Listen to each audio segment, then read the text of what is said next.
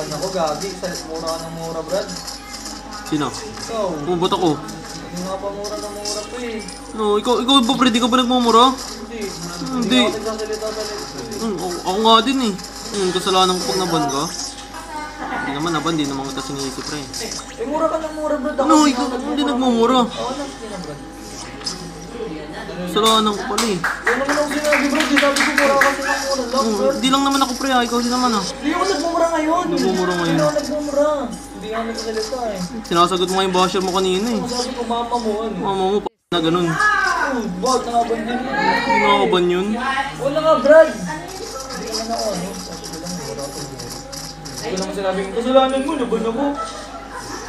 Sabi mo, mura ako ng mura eh. Ganun na rin yung pre. Ako magsasorry guys. Na normal na sa TikTok ko yun. Ako nga din naban, hindi naman ako nagagalit eh. Wala guys. Naka-plug na talaga kami sa TikTok guys na maban kami lagi. Kahit ano pang gawin namin. Ganun talaga ang buhay guys. Mababan ka talaga at mababan. Pailaw sa live. Wala na, pumasok na sa ano. Sa ano, Madam Lori, pumasok na sa kwarto. Sinisisi kasi ako guys eh. Ang hirap kasi magsalita eh. Pag ano, nagmura, kasalanan ko agad eh. Kasalanan ng TikTok yun guys, di ko na kasalanan yun. Duokam na lang kayo ni Ob. Wala na guys, pumasok na siya sa kwarto. Ba't na wala? Naban din siya guys, naban din yung live niya.